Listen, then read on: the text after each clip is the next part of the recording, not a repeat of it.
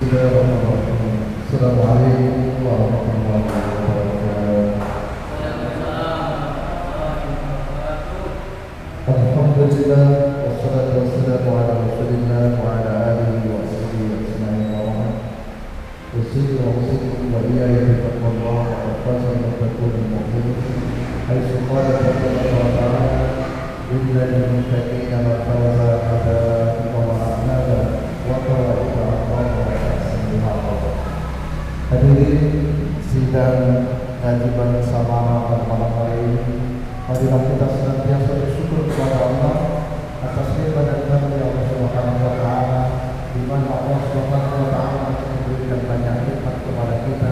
Mudah-mudahan Allah senantiasa memberikan hidayahnya kepada kita dan kita diberi kematian yang terbaik yaitu husnul khatimah. Amin. Kemudian kedua kalinya salawat dan salam senantiasa berkurang dan berlimpah kepada junjungan Nabi besar kita Nabi Muhammad sallallahu alaihi wasallam. Kemudian langsung saja saya sebagai pembawa acara akan membacakan susunan acara pada malam hari ini.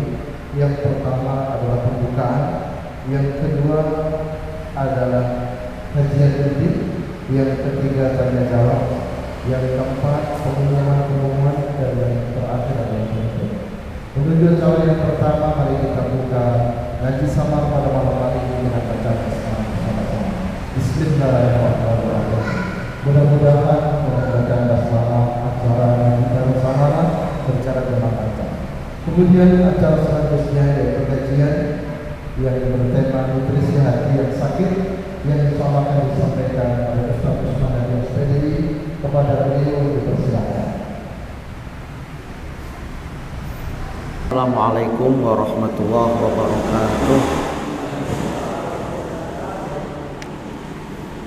Innal hamdalillah nahmaduhu wa nasta'inuhu wa nastaghfiruh wa na'udzu billahi min shururi anfusina wa sayyiati a'malina. May yahdihillahu fala mudhillalah wa may yudlil fala hadiyalah.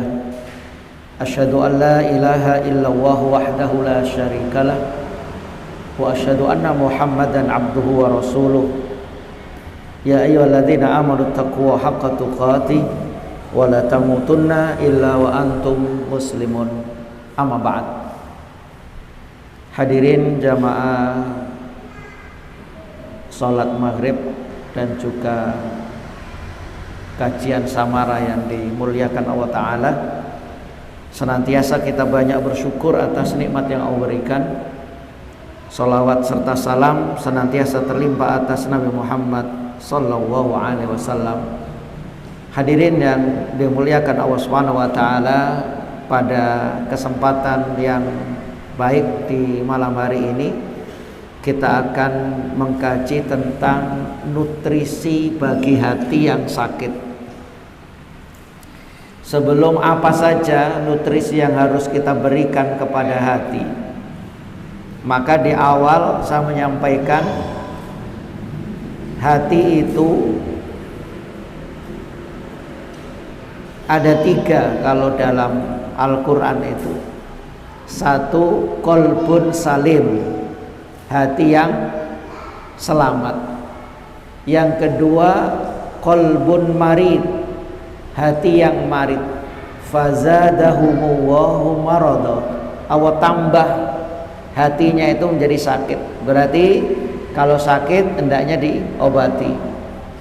Tapi ada yang ketiga, kalau hati itu tidak dijaga, hati itu tidak dirawat, hati itu kalau sakit tidak disembuhkan, akhirnya hati itu menjadi mati. Summa qasat qulubuhum, maka mengeras hati mereka, fahiya kal hijarah, bahkan kerasnya itu lebih keras dari batu.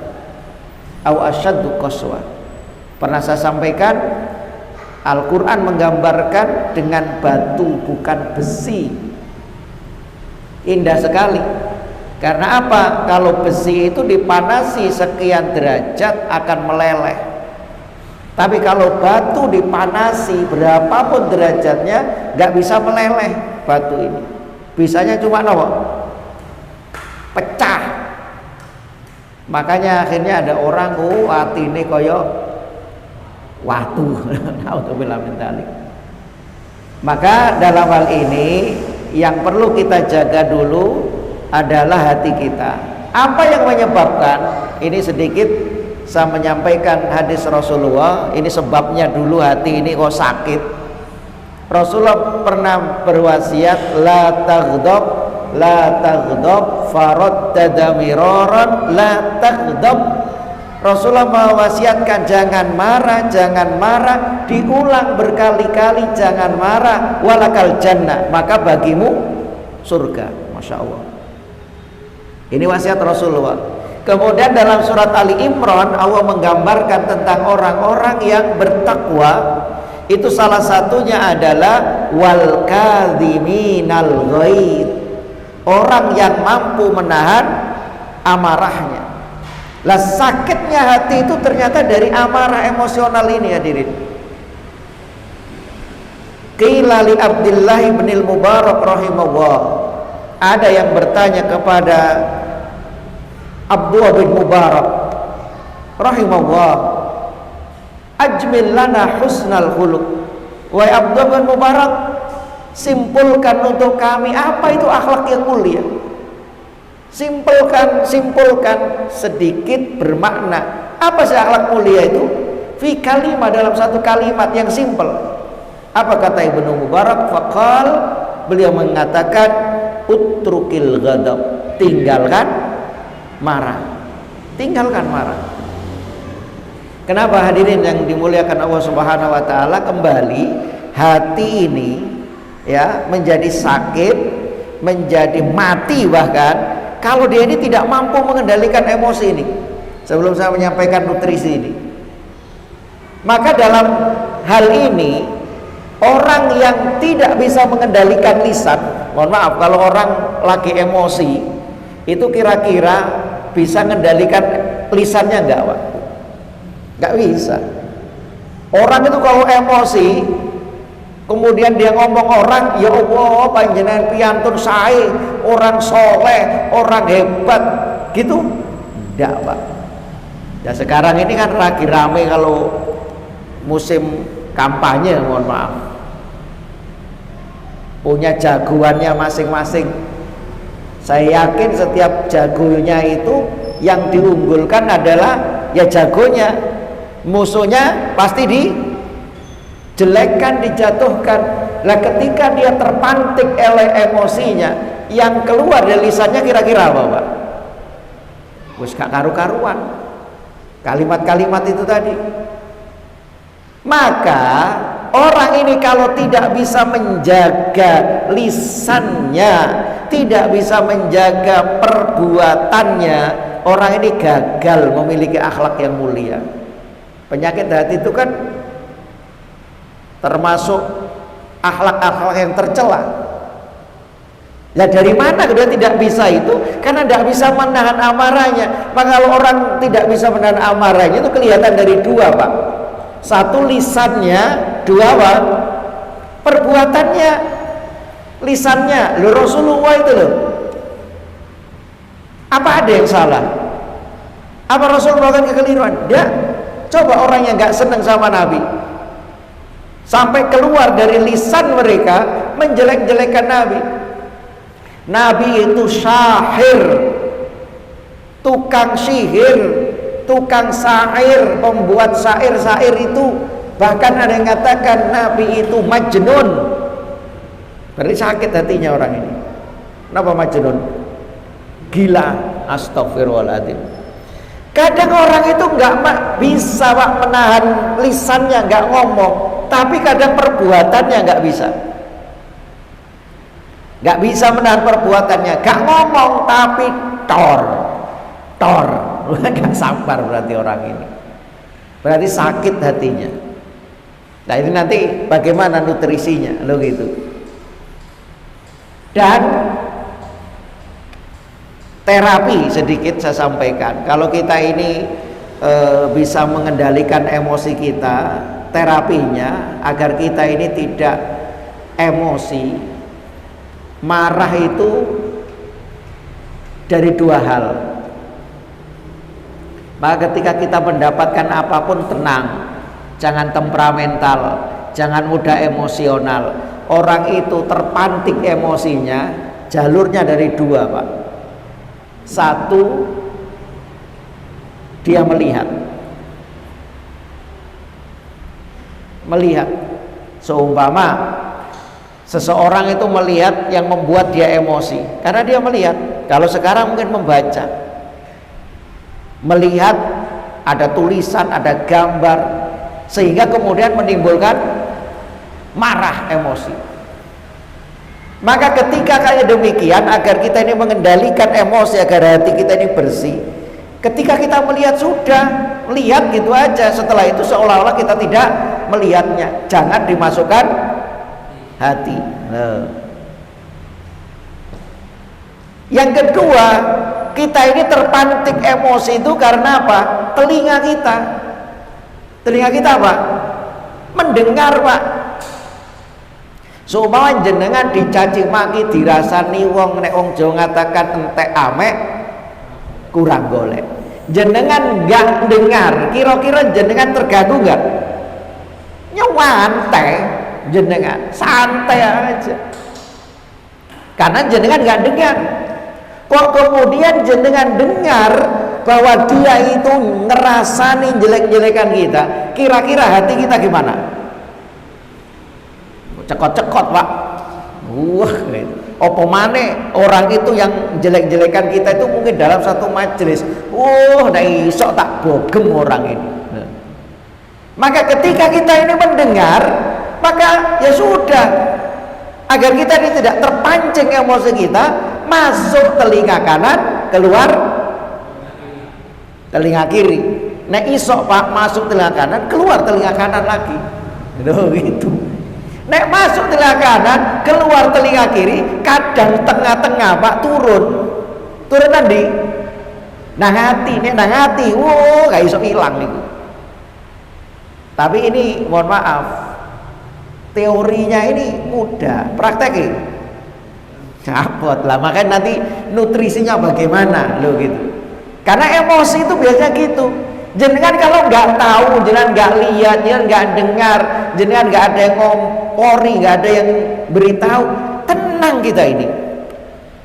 Tapi kalau kita ngerti bahwa seandainya kita ini didolimi orang, disakiti orang, ngerti tentang istimewanya kalau kita ini didolimi orang, kalau sabar, pahala kita ini masya Allah banyak, dapat aliran pahala, dosa kita hilang. Hadirin yang dimuliakan Allah Subhanahu wa taala, maka itu tadi asfalnya. Makanya Rasul mengatakan la taghdab, kendalikan dirimu, jangan temperamental, jangan emosional. Itu Ibnu Mubarak tadi ditanya ketika berkaitan dengan akhlak yang mulia, maka beliau mengatakan tinggalkan marah. Berarti kalau ada orang yang emosional, temperamental, berarti dia nggak memiliki akhlak yang mulia ini. Hadirin yang dimuliakan Allah Ta'ala, lah kemudian kalau orang ini kembali tidak bisa mengendalikan emosionalnya ini tadi, akhirnya menyebabkan penyakit hati. Ini bahaya sekali. Hati ini hendaknya betul-betul kita jaga. Harus betul-betul senantiasa kita pelihara hati kita. Maka kalau seandainya sakit, ya kita obati. Kalau seandainya perlu, ya perlu kita kasih nutrisi. Nah, lalu sekarang apa yang perlu kita berikan? Nutrisi yang perlu kita berikan, ini banyak materinya, tapi saya sampaikan cuma 4 aja, Pak. Ini saya singkat.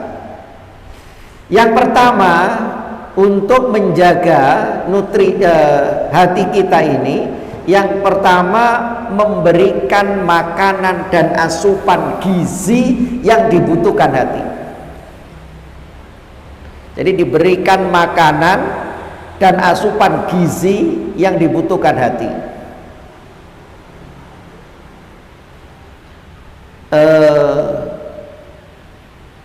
Ibnu Zawji mengatakan alladzat kulluha baina hissin wa aqliyin. Seluruh kenikmatan dunia itu, kenikmatan dunia ini Pak, dibagi menjadi dua, hissi wa aqli, kenikmatan fisik dan kenikmatan akal. Jadi saya jenengan di dunia ini, kebahagiaan itu, kenikmatan itu dibagi menjadi dua, hissiyun wa aqliyun. Hissi secara fisik dan akliyun secara akal. Fanihayatul ladzatil hissiyah wa a'laha, kata beliau, dan kenikmatan fisik yang paling puncak, yang paling tinggi, ini kenikmatan fisik, kata Ibnu Zawji. Apa itu? An-nikah, nikah Pak. Makanya kalau di sini yang belum nikah, nang segera nikah. Karena kenikmatan secara, menurut Ibnu Zawji, secara fisik itu nikah. Yang belum segera nikah. Kalau merasa nggak cukup, insya Allah dengan nikah akan dicukupi. Sing kurang tambah lagi.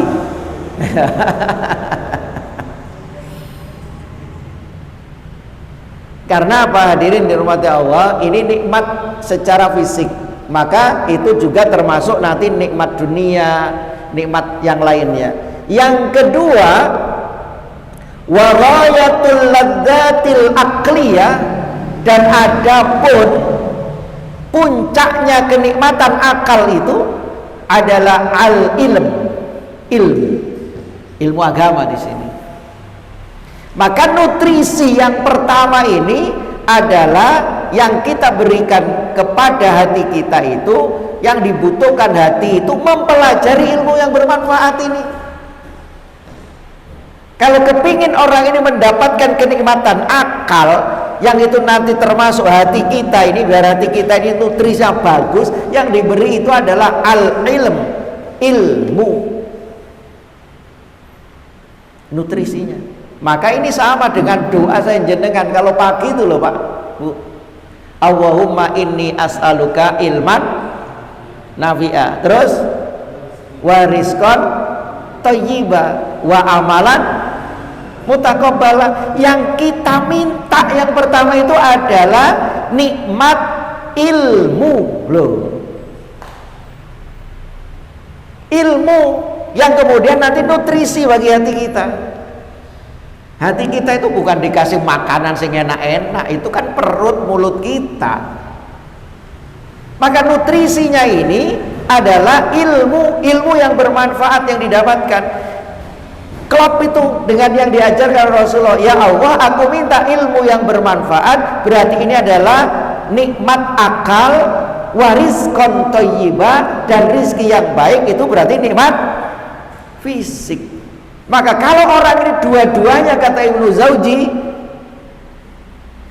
faman hasolat lahul ghayatani, maka barang siapa yang dia memiliki itu ilmu agama yang bermanfaat, nikah juga termasuk dunia, fit dunia, di dunia ini dia sudah dapat itu, faqad nalan nihaya, maka sungguh dia telah mendapatkan seluruh kenikmatan dunia ini. Maka kembali, jadi nutrisi yang kita berikan untuk hati kita adalah ilmu. Makanan hati itu ilmu, yaitu ilmu yang bersumber dari kitabullah. Maka hadirin yang dimuliakan Allah Ta'ala, ini penting. Maka orang yang dikasih kenikmatan dunia itu siapapun bisa. Nikah, hewan pun nikah Pak, orang kafir nikah. Kenikmatan dunia diberikan kepada siapapun. Tetapi kenikmatan, Masya Allah, saya antum merasakan nikmat ketika melaksanakan ibadah, itu tidak diberikan kepada semuanya. Subuh atau jenengan jam 3 bangun, apakah semua umat Islam jam 3 bangun? Enggak. Jangankan yang sunnah, yang wajib subuh aja enggak tahu di sini jamaah sholat subuh sama dengan maghrib tadi enggak Pak? Insya Allah sama. Masya Allah kalau sama. Bahkan kalau umat Islam jamaah subuhnya lebih banyak akan mendapatkan apa? Kemenangan, kejayaan kalau sama dengan sholat Jumatnya. Nikmatnya duduk di majelis ilmu itu tidak semua Allah berikan kepada manusia. Nikmatnya senjenengan membaca Al-Quran, maka ketika senjenengan baca Al-Quran terasa nikmat, Masya Allah. Itu nutrisi hati. Maka Rasulullah dalam Al-Quran di surat Ar-Ra'd Allah berfirman, ala bidzikrillahi tatmainnul qulub. Ingatlah dengan zikir kepada Allah, maka hati akan menjadi tenang. Saya contohkan, tenangnya hati apa duitnya akeh Pak? Jaminan nggak duitnya akeh tenang? Enggak loh Pak. Coba di pundi niku suka miskin. Napa suka miskin ini? Penjara. Itu kira-kira di sana orang kaya-kaya napa mboten niku? Kaya Pak, ono sing menteri. Loh, ono yang jadi bupati, ono yang wali kota, ono sing gubernur. Ada di sana. Duitnya banyak enggak mereka? Banyak. Tenang enggak hatinya?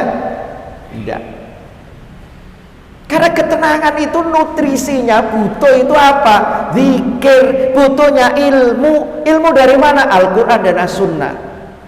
Masa katakan tadi, kata Ibnu Jauzi tadi, kalau ini kita ambil hikmah itu, kalau kita ini merasakan nikmatnya ya Allah menuntut ilmu, Masya Allah luar biasa. Contoh Pak, Imam Syafi'i.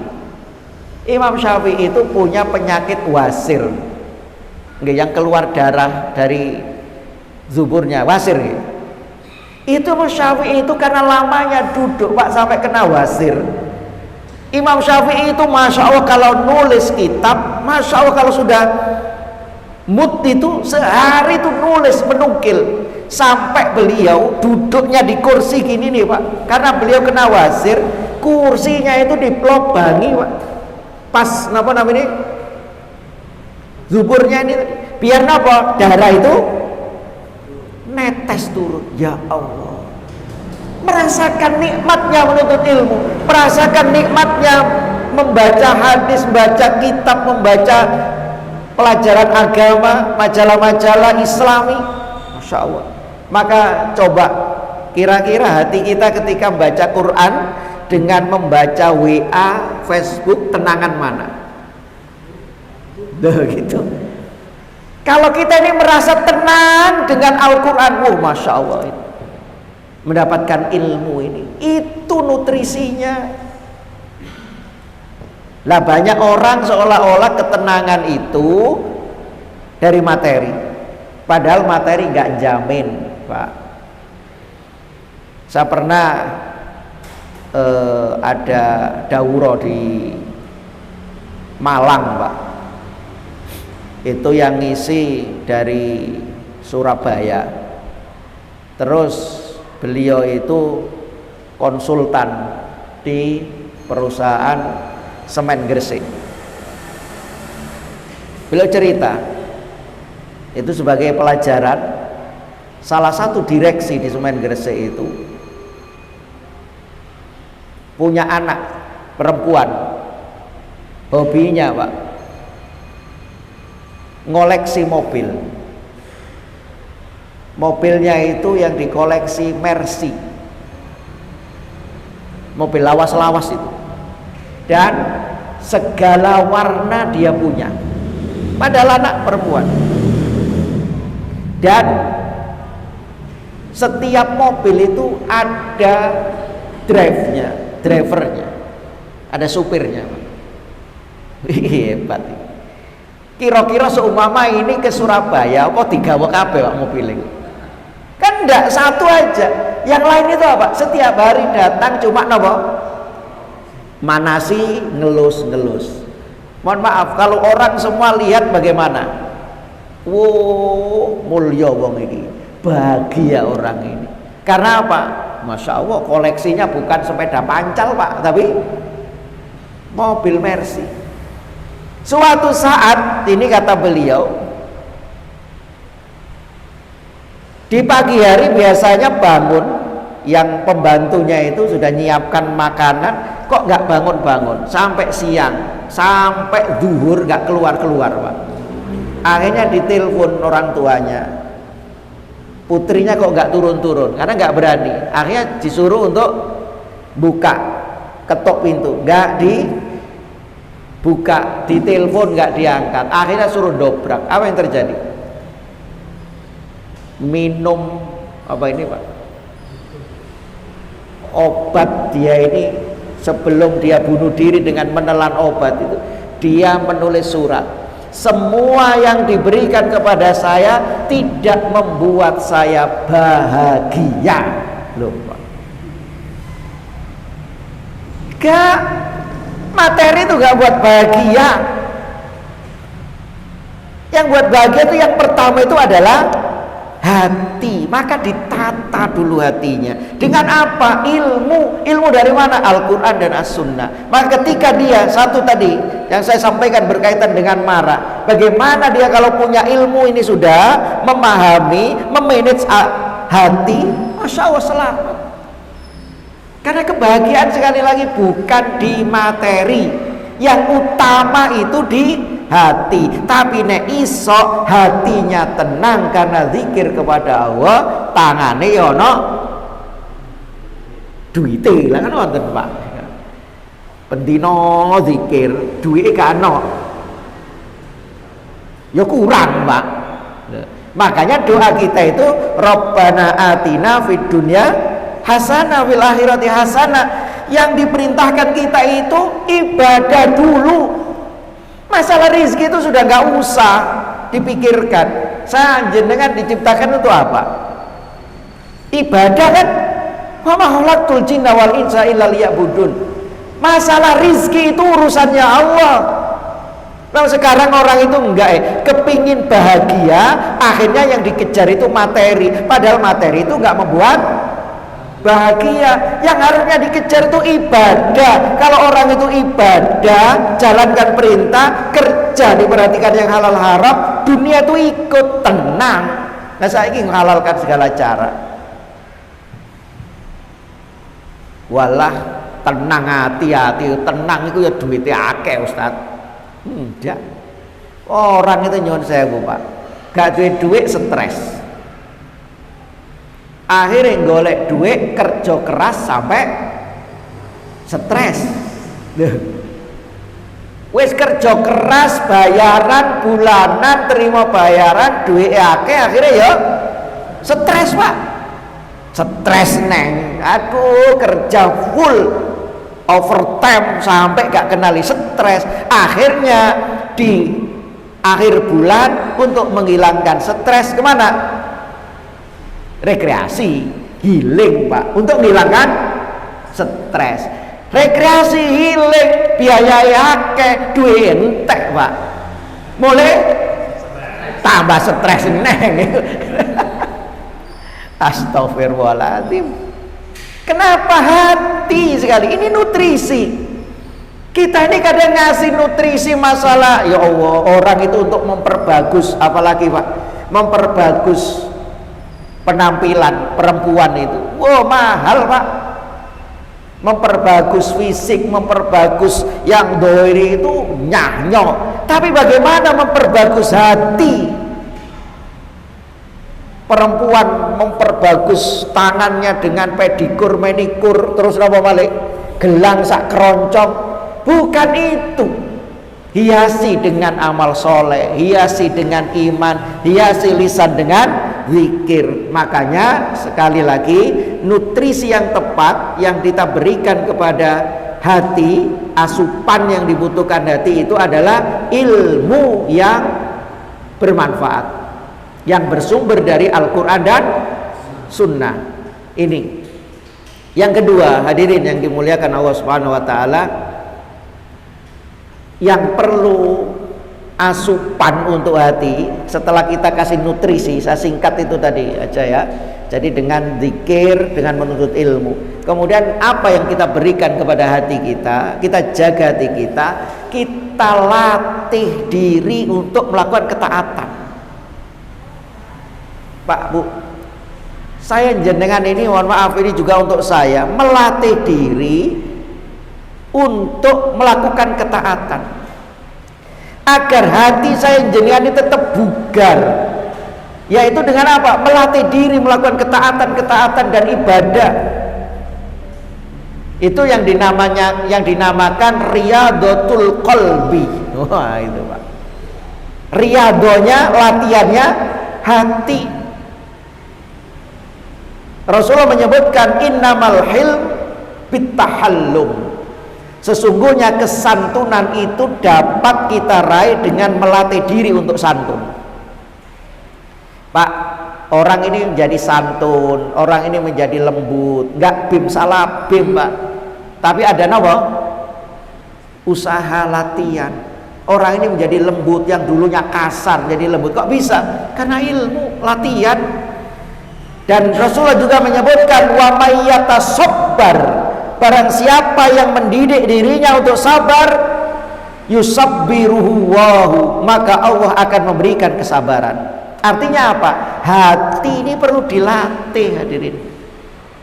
Dilatih sabar, dilatih tawakal, dilatih ikhlas, sehingga semakin lama amalan kita itu semakin ikhlas.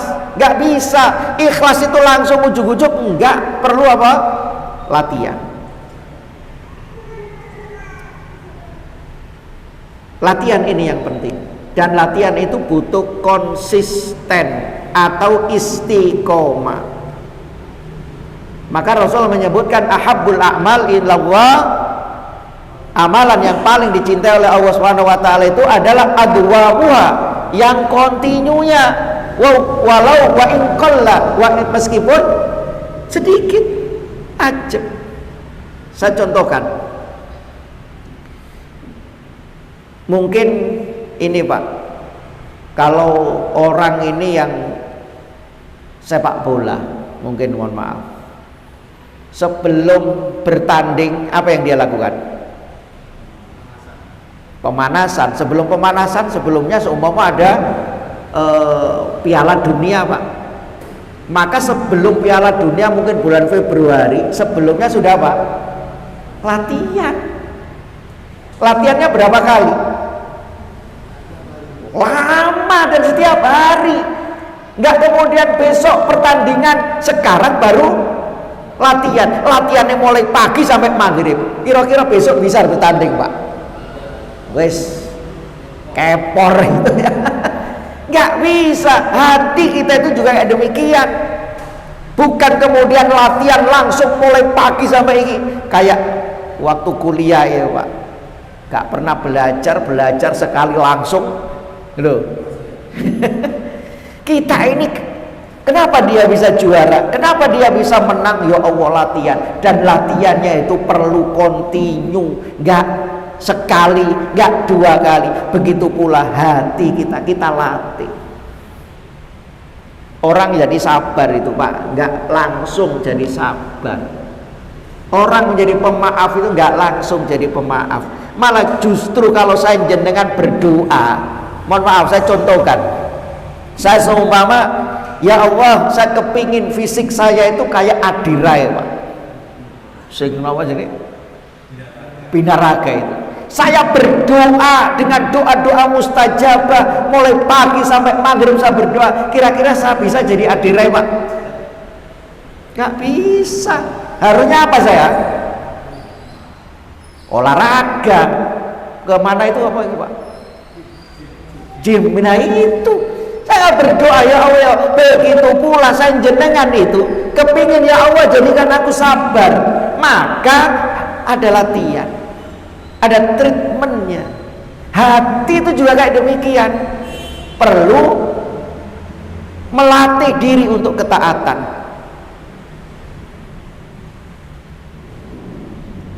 Dan hadirin yang dirahmati oleh Allah Subhanahu wa taala, melatih ini kadang ya harus dipaksa loh Pak. Kalau jenengan nggak memaksa nggak bisa, mohon maaf. Ya Allah, saya niat jam 3 tahajud. Bangun Pak jam 3 tahajud.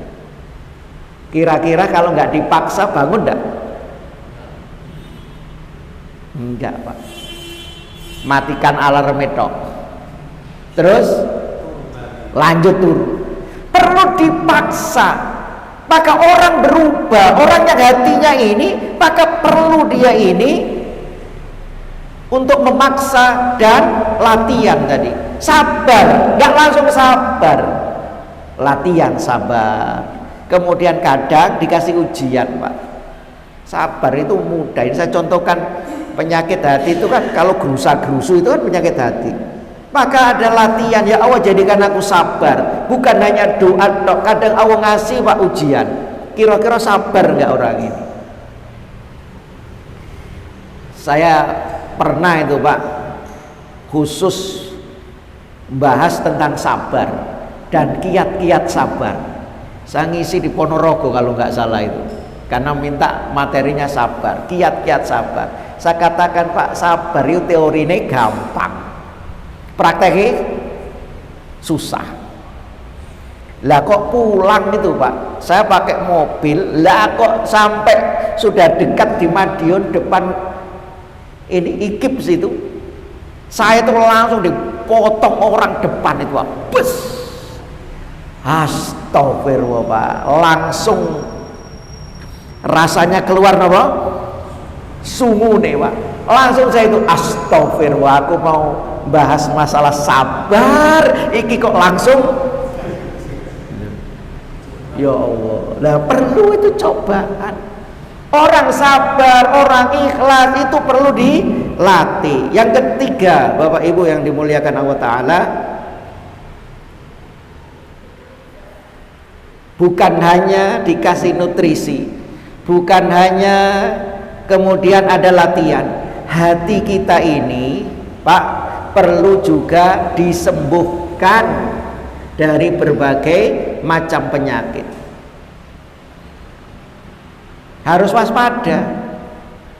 Ada berbagai macam penyakit yang disebabkan oleh dosa, dan rata-rata penyakit hati itu dosa.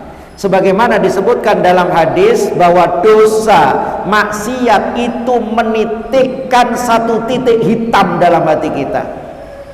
Rasulullah bersabda, innal abda, sesungguhnya seorang hamba idza akhta'a khati'atan, kalau dia melakukan satu kesalahan, nukitat fi qalbi, maka akan dititikkan dalam hatinya apa itu?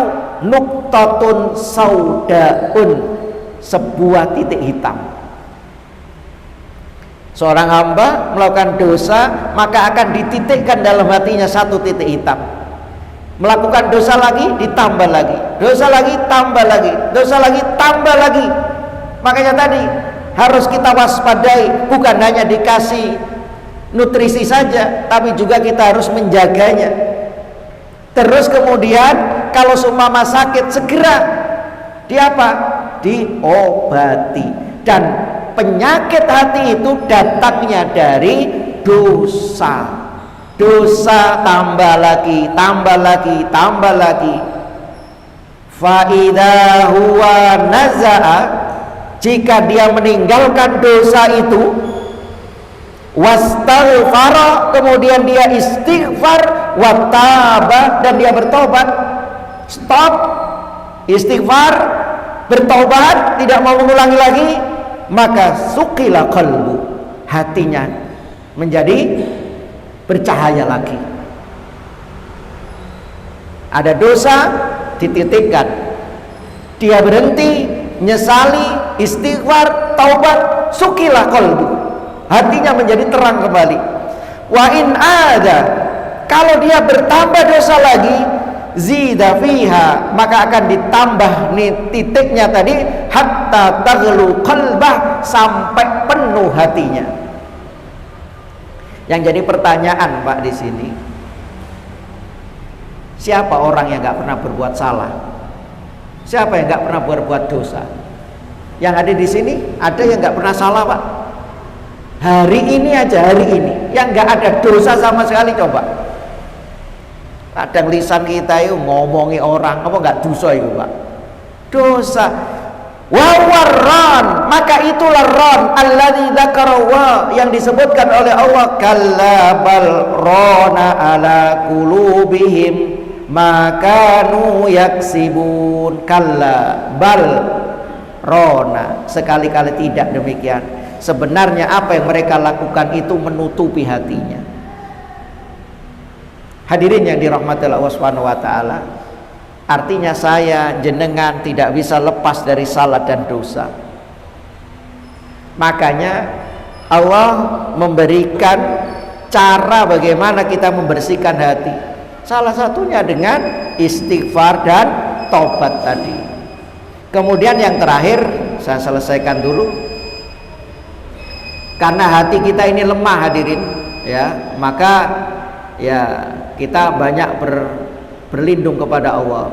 Ya, ini yang terakhir, mewaspadai faktor eksternal. Menjaga nutrisi hati kita itu kita jaga dari faktor eksternal, faktor dari luar. Kalau saya jenengan zikir, saya jenengan sudah belajar, saya jenengan sudah berusaha untuk kumpul dengan orang soleh, itu kan dari dalam. Tapi hati kita itu bisa kemasukan dari eksternal. Dari luar itu apa? Macam-macam Pak Bu. Orang yang selalu memasang telinganya untuk mendengarkan subhat, contoh, senantiasa mendengarkan subhat, maka hatinya akan ada penyakit. Berarti kan dari eksternal ini. Telinganya mendengar, tadi yang saya katakan. Kenapa kita marah? Telinga kita mendengar, mata kita melihat. Kalau kita melihat, kalau kita berkecimpung, kalau kita senang duduk-duduk dengan orang yang ahli maksiat, suatu saat hati kita itu akan kena. Maka jaga diri dari eksternal. Jangan meremehkan Pak. Allah aku kumpul gak apa-apa, ngaku wong soleh, walah gaya. Sekali dua kali nggak apa-apa Pak. Mungkin seterusnya akan ikut. Kenapa? Rasul menyebutkan annal qulub dhaifah. Hati kita itu lemah Pak.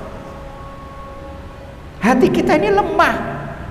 Sekarang mungkin lagi kumpul dengan orang soleh, ora mungkin. Besok kumpul dengan hati kita itu berbolak-balik. Makanya esok dele sore tempe lo. Coba itu politik itu biar ngelek no saiki ngapi no, biar ngapi no saiki ngelek no. Lemah hati kita Pak. Was subha, dan adapun subhat itu khottofah, sambarannya cepat sekali. Jadi faktor luar itu pengaruhnya luar biasa. Maka hati-hati, jaga pandangan, jaga pendengaran. Allahu a'lam. Itu hadirin, monggo azan. Saya kepada Ustaz Usman Hadi telah memberikan publikasi. Acara selanjutnya adalah sesi tanya jawab oleh Bapak Ibu sekalian. Yang ada pertanyaan kami persilakan. Assalamualaikum warahmatullahi wabarakatuh. Waalaikumsalam. Dalam membersihkan hati dan pikiran ini. Iya. Dalam keseharian memang kita tidak luput dari kesalahan-kesalahan, baik itu lisan, pandangan, pendengaran.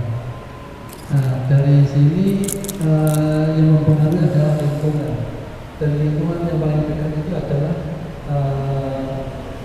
saudara, teman, tetangga.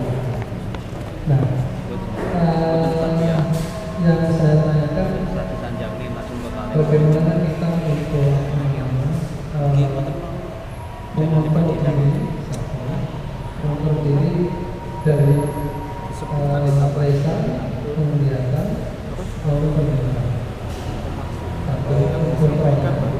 Terus yang kedua yang saya menanyakan, bagaimana kita kalau sadar bahwa kita ini sudah karena lupa berbuat dosa kan, tapi kita itu itu adalah dosa. Bagaimana cara bertobat? Apakah kita sholat atau hanya cukup istighfar? Bagaimana ini? Terima kasih. Assalamualaikum warahmatullahi wabarakatuh. Waalaikumsalam warahmatullahi wabarakatuh. Langsung ya, yang pertama saya sampaikan Rasulullah bersabda innal qulub latasda.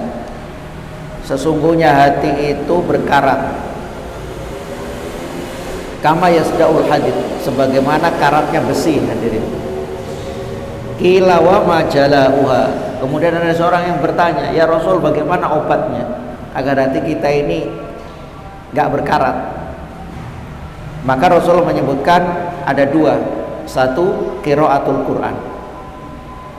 Maka sering-sering baca Al-Quran. Yang saya katakan tadi, bagaimana ketika kita baca Al-Quran, merasakan tentram atau tidak? Kalau tidak merasa tentram, berarti cari hati kita ini berarti nggak ada di situ. Nah, maka baca Quran. Yang kedua, agar hati kita ini bercahaya, itu adalah dzikrul maut, ingat kematian. Kalau orang ini senang baca Quran, ingat kematian, insya Allah selamat. Dan insya Allah hatinya akan berkilau.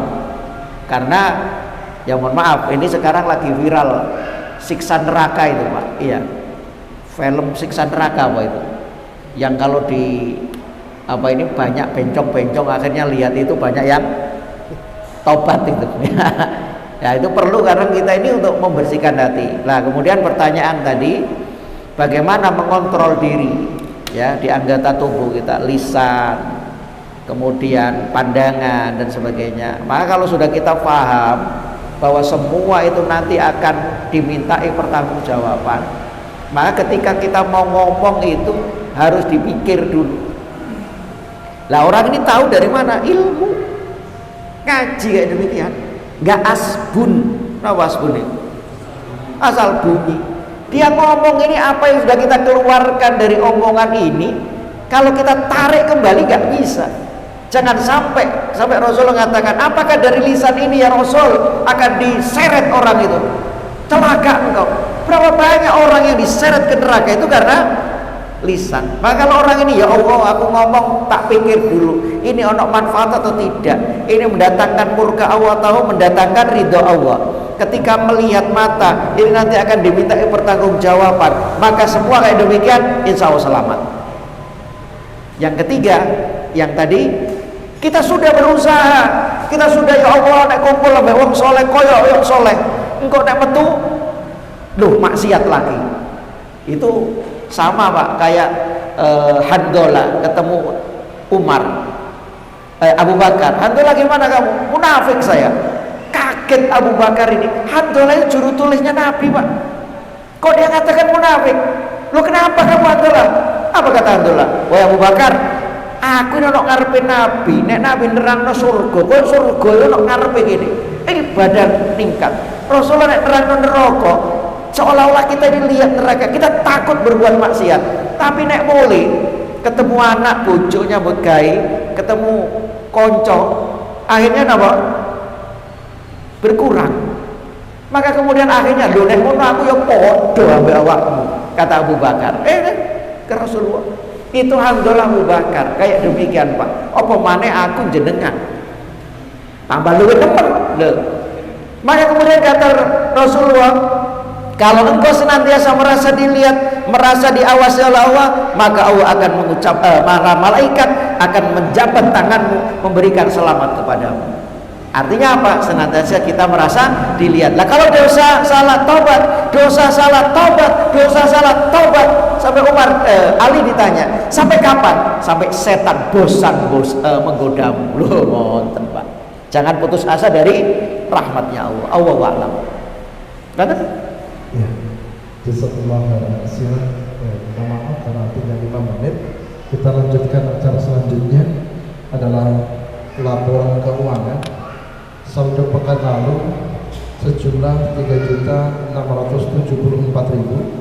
Kemudian kota yang ada di depan pintu kemarin sejumlah 150.000. Kemudian hamba Allah donatur Jalan Ciliwung 200.000. Kemudian hamba Allah dari Jalan Taman Praja 500.000. Kemudian total pada kesempatan malam hari ini berjumlah 4.524.000.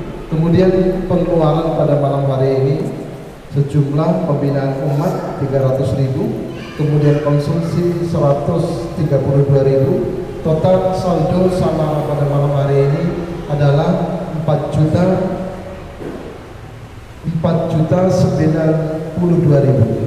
Jazakumullah khairan katsiran kepada para donatur. Mudah-mudahan Allah senantiasa memberikan kelapangan rezeki dan membalas dengan rezeki yang berkah selalu.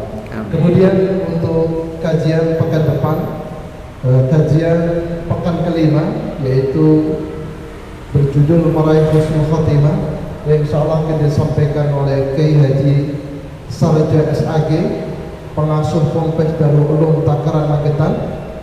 Dan insyaallah edisi spesial ini insyaallah kita siapkan untuk menu makan yang biasanya jajan, insyaallah kita akan siapkan makan, kita bisa makan bersama insyaallah. Dan kemudian informasi terakhir, insyaallah habis sholat isya kami persilakan untuk menikmati hidangan yang ada di samping. Mari kita nikmati semuanya dari donatur dan kami ucapkan jazakumullah khairan katsiran. Demikian kajian pada malam hari ini, yang terakhir kita tutup dengan hamdalah dan kafaratul majlis. Alhamdulillahirabbil alamin. Subhanakallahumma wa bihamdika asyhadu an la ilaha illa anta astaghfiruka wa atubu ilaik. Akhirul kalam wa tawfiq hidayah. Assalamualaikum warahmatullahi wabarakatuh. Waalaikumsalam.